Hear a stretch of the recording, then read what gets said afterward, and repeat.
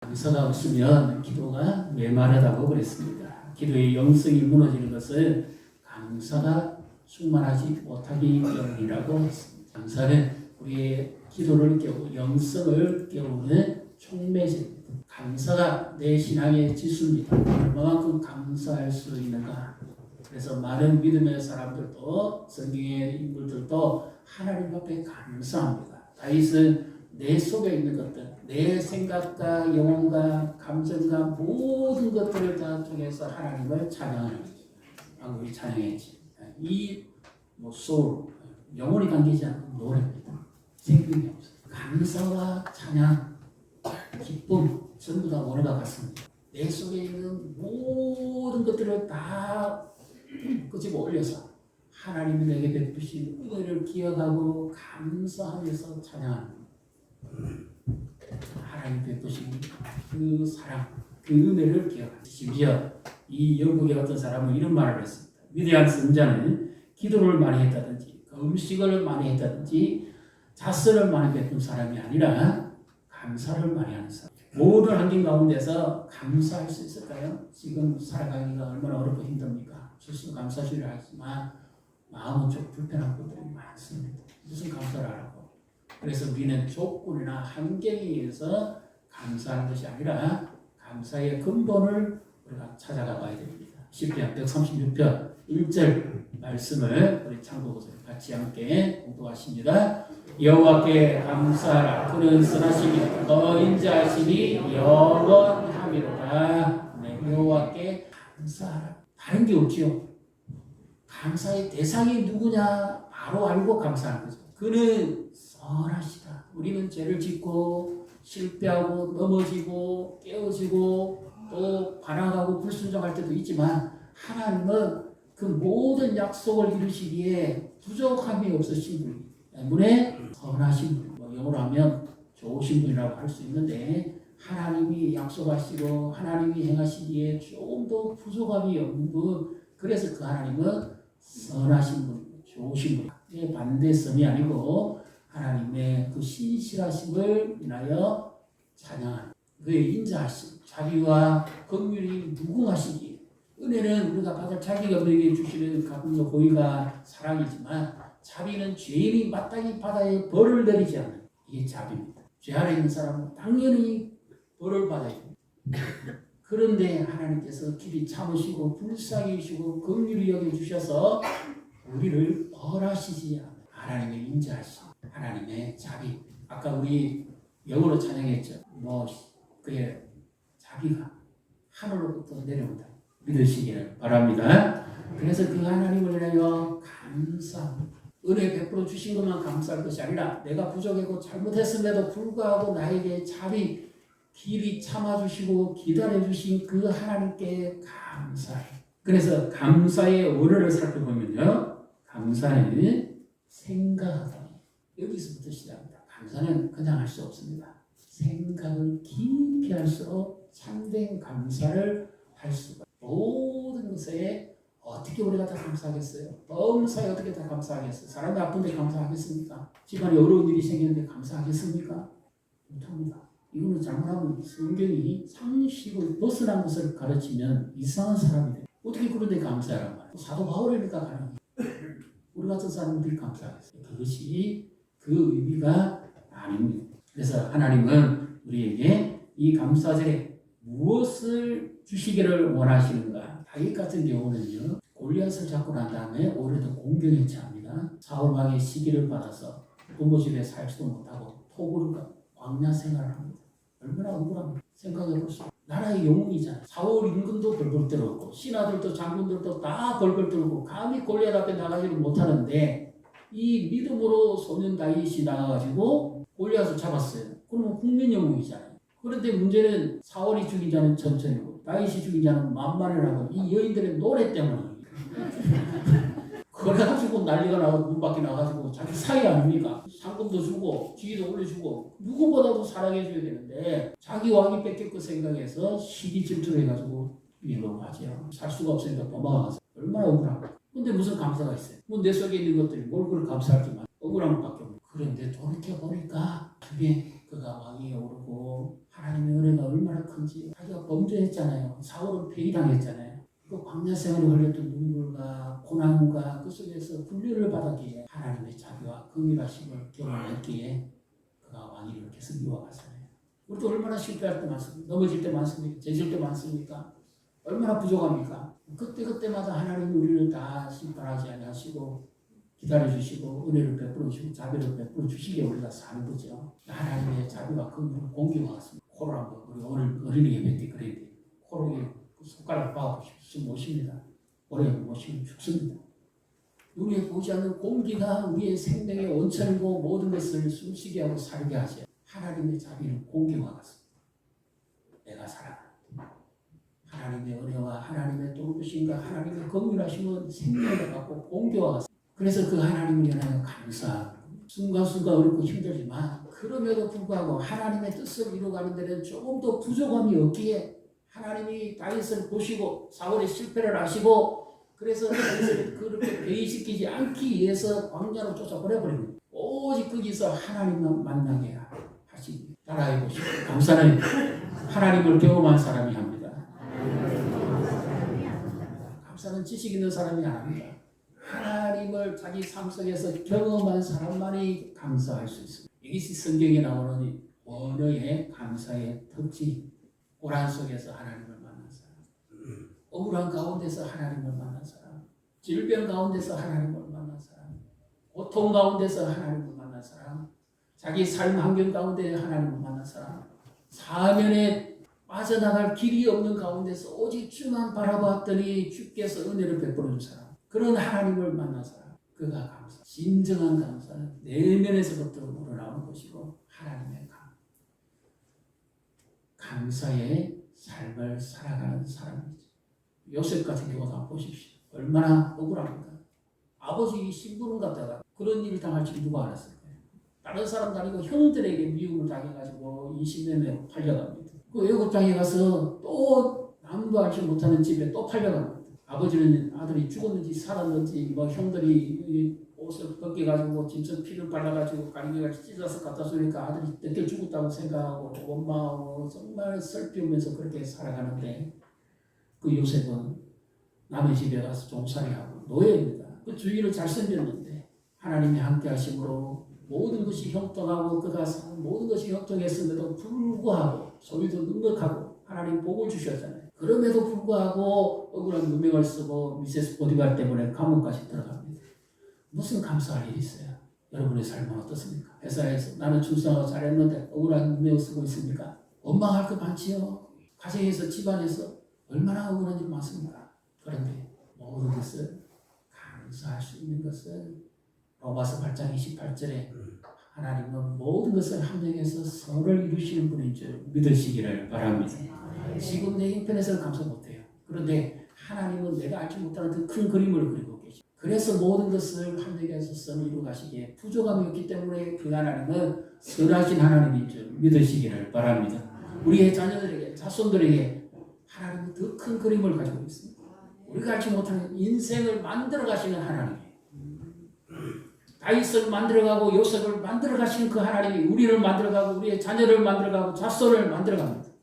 인생은 하나님의 손에 있어요. 결코 다른 데 있지 않아요. 그래서 지금은 만족 못합니다. 그러나 하나님은 모든 것을 빚어서 만들어가시듯이 사람을 세워갑니다. 그렇기 때문에 그 하나님께 감사합니다. 믿음의 눈을 보고 감사합니다. 자녀들을 축복하십시오. 감사하십시오.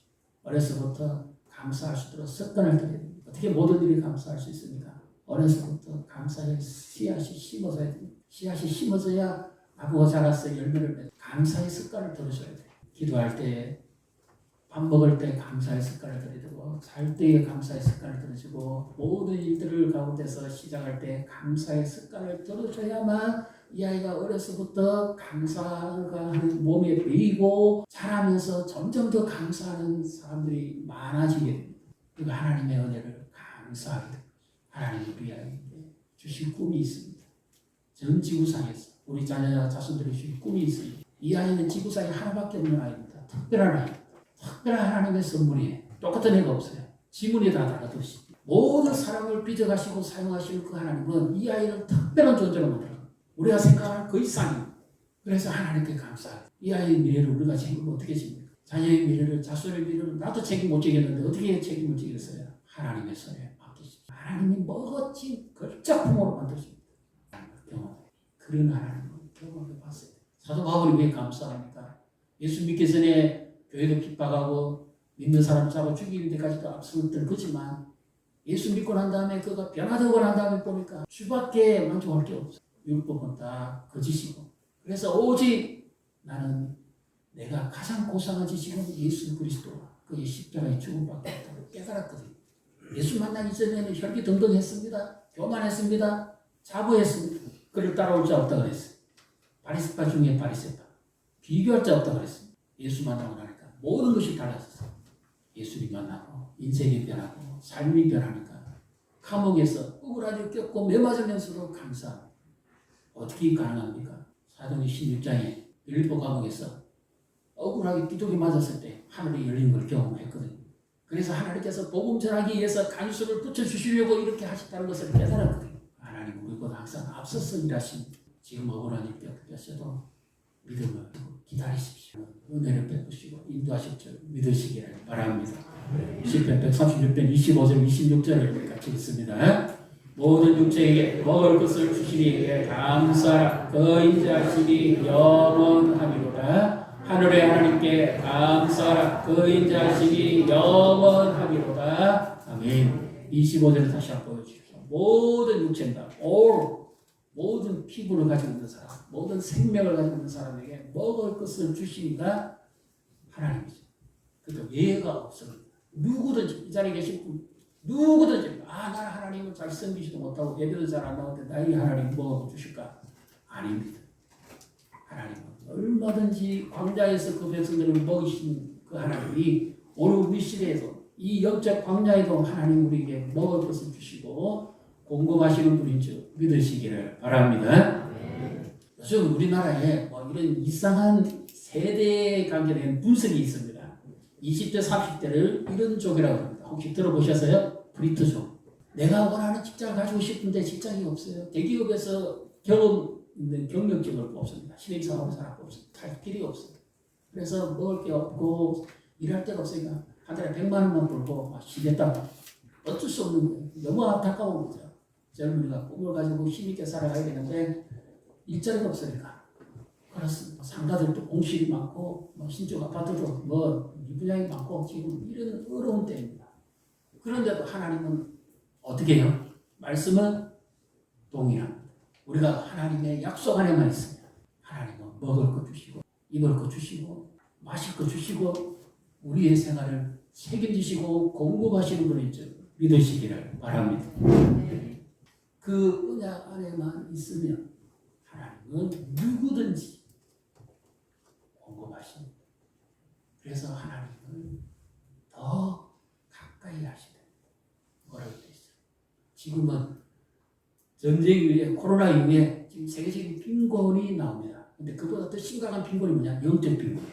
세상 사람들이 그건 모릅니다. 물질이면 먹고 사는 여기에 생명을 겁니다. 우리는 영적인 사람이기 때문에 그보다 더 심각한 빈곤이 지금 왔어요. 앞으로 또 옵니다. 영적 빈곤. 그래서 이 앞으로 시대는 정말 하나님의 말씀을 의지하고 믿음으로 사는 자에게는 풍성한 은혜가 임하는 기회가 있습니다. 이 추수감사주일에 하나님 우리에게 감사만 하라고 하시잖아요. 하나님이 공급자이시고 믿는 신앙을 가져라. 그 믿음으로 살아라. 광야에서 그 조상들에게 먹이신 그 하나님이 지금도 살아계셔서 동일하게 그 말씀 안에서 일하시는 하나님이라는 것을 믿으라는 거예요. 그래서 예배를 회복하고 하나님을 가까이 하십시오. 영적 빈곤을 이기며 하늘이 열리고 땅이 움직이고 열매 맺고 하나님의 말씀이 땅에 떨어져서 씨를 주고 비를 주고 열매를 맺는 것처럼 결코 헛되지 않는 줄 믿으시기를 바랍니다. 그래서 그 하나님은 우리에게 이렇게 약속합니다. 빌립보서 4장 19절 20절 나의 하나님이 그리스도 예수 안에서 너희 쓸 것을 그 영광 가운데 풍성하게 채우실 것이다. 19절 20절 같이 읽습니다. 나의 하나님이 그리스도 예수 안에서 영광 가운데 그 풍성한 대로 너희 모든 것을 쓸 것을 채우시리라. 하나님 곧 우리 아버지께서 세세 무궁하도록 영광을 돌릴지어다. 사도 바울이 이 하나님을 경험했습니다. 옥중에서도 비록 가난할 때, 그럼 원래 부잣집 아들이잖아요. 빈곤의 차, 부유할 때 언제든지 그와 함께하는 하나님을 경험했습니다. 그래서 이것은 사도 바울의 고백이고 간증입니다. 오늘 동일하게 우리에게 주시는 말씀이에요. 나의 하나님이 그리스도 예수 안에서 너희 모든 쓸 것을 채우실 것이다. 빈약하게 채우는 것이 아니라 풍성하게 채우실 것이다. 하나님의 나라와 복음을 위해서 섬기는 자들에게 교회의, 가정의, 자녀의, 사업체의, 일터의, 자손들의 미래에 하나님이 부족함이 없이 채우시는 줄 믿으시기를 바랍니다.